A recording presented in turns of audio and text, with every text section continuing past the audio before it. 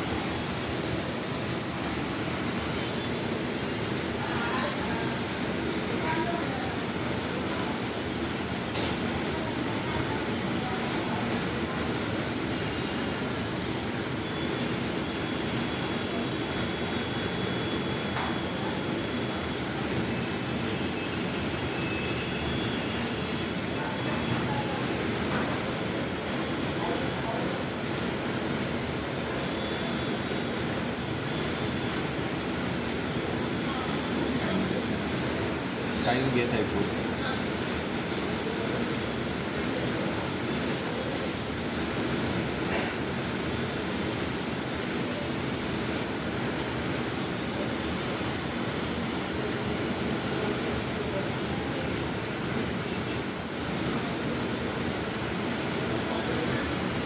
अजून एक कॉल आहे आपल्याला, ज्युपिटरचा कॉल आहे, तो करायचा आहे. एक करू आणि मग ज्युपिटरसाठी निघू. मग तुला तिथून भेटेल ना, माझ्या व्हिडिओवरून भेटेल ना काहीतरी.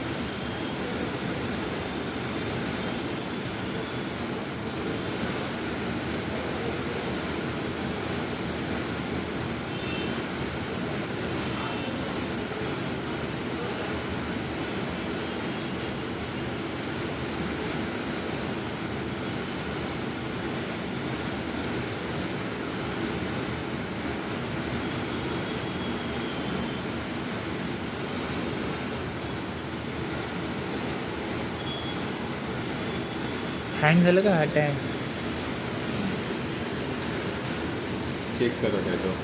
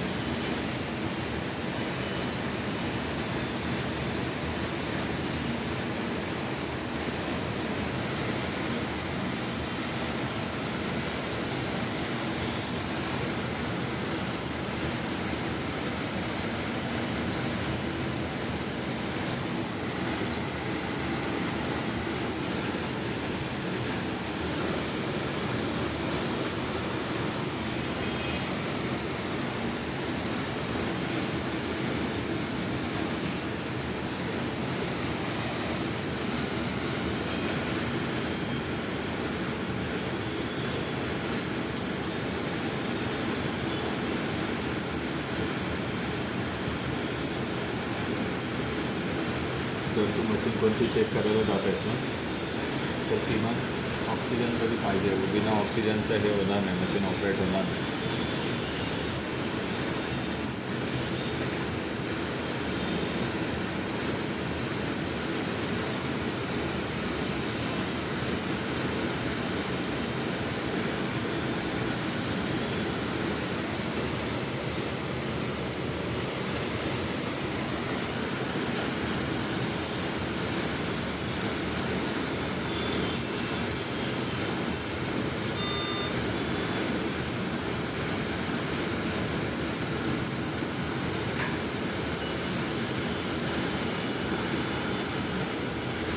फ्लो बंद केला ना ह्याच्याने. तो जो फ्लो येत होता तो बंद चालू करायचा आहे का हे?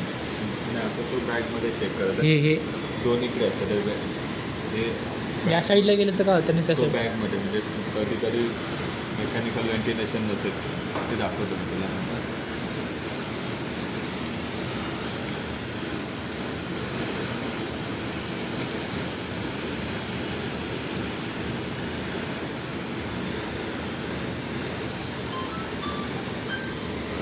जाऊ दे. जाऊ दे.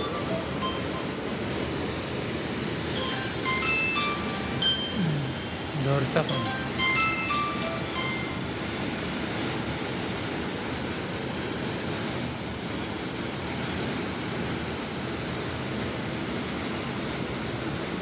चेक करायचं. किती वाजले? 2 ते अडीच 3 वाजले. आणि बघूयात आता हा हे करू चेकआउट आणि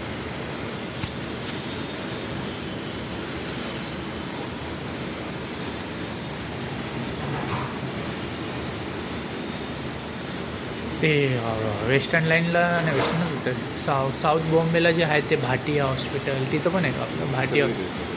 आपल्याकडे A to Z असं कोणतं मुंबईमध्ये हॉस्पिटल नाही जिथे आपलं मशीन नाही. सगळे प्रायव्हेट सेंटरला, देन गव्हर्मेंट, प्रायव्हेट सगळीकडे.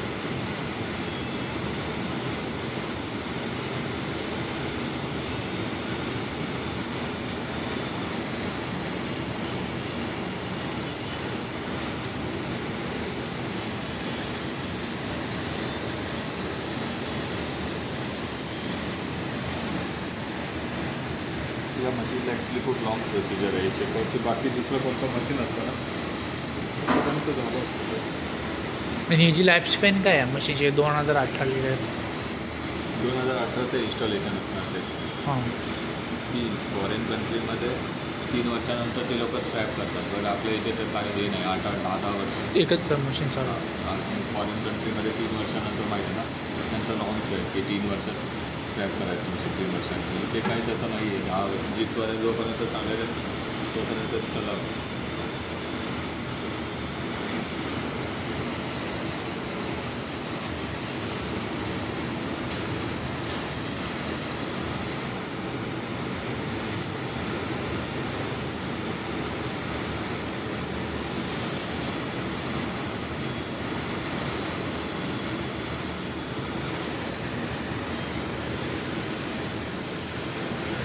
हे 3 पॅरामीटर काय आहे? ते नंतर तुला दाखवतं. व्हेंटिलेशनला टाकणार ना.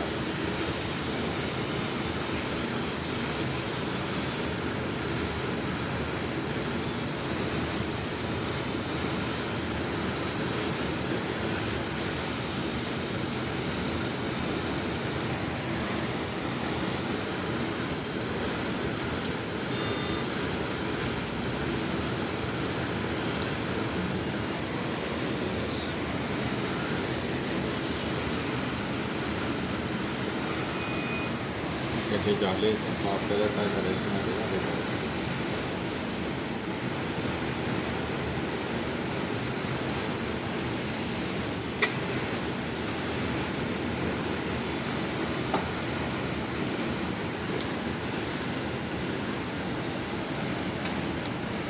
आता तुम्ही काय टेस्ट केलं नाही, आता काय टेस्ट केलं? आता आपण व्हेंटिलेशन करून बघत आहे. मगाशी आपण लीक टेस्ट वगैरे चेक केलं होतं. म्हणजे गॅस कुठं लीक होते की नाही या मशीनीच्या आतमध्ये? इनर मशीन मध्ये काय प्रॉब्लेम वगैरे. हां गॅस. आणि आता व्हेंटिलेशन. आता आपण व्हेंटिलेशनला टाकलं मशीन. सो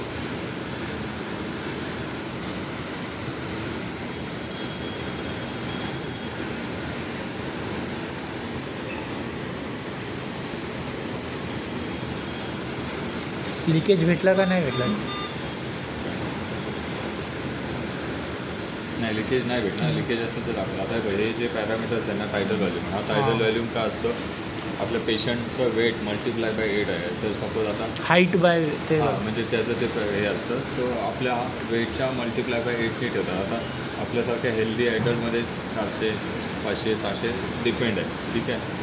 आणि मग त्याच्यानंतर हे बघ इथे आपण सेट करतो आपल्याला जेवढा पाहिजे तेवढा. सपोज आपण 400 ठेवूया. आणि मग टायटल व्हॅल्यूम आणि हा रेट असतो. रेट आपल्यामध्ये 12 ते 14 असतो ॲडल्टमध्ये. बट ते जर बच्चू असेल लहान बच्चू तर त्यांचं ब्रिदिंग फास्ट असतं. तर त्यांचं रेस्पिरेशन 20-22 असं राहतं. ठीक आहे. आता टायटल व्हॅल्यूम आपण इकडे 400 सेट केला, इकडे येत आहे 410. सो प्लस मायनस 50चा हे असतं. देन ह्यांचं दोघांचं मल्टिप्लिकेशन हे MV असतं.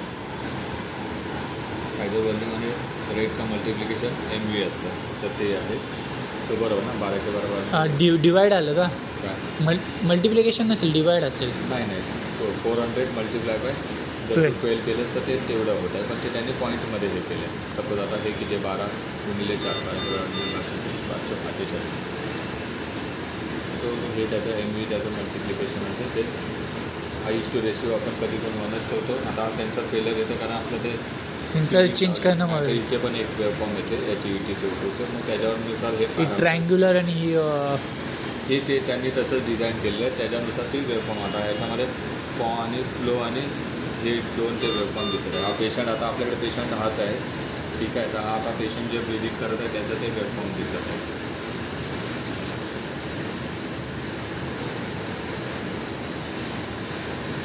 ठीक आहे. आता आपण तिला स्टॉप करूया इथे आणि जाऊया दुसऱ्या मशीनकडे. म्हणजे प्रॉब्लेम सॉल्व झाला ना? नाही त्याच्यासाठी पार्ट पार्ट लावणं म्हणजे जो आपण बघत होतो तो पार्ट. हो तो पार्ट हे करणार. तो आता रिप्लेस ऑर्डर करणार. तो रिप्लेस केल्यानंतर मग हा जो एरर येत आहे ना मॉड्यूल फेलचा तो निघून जाणार.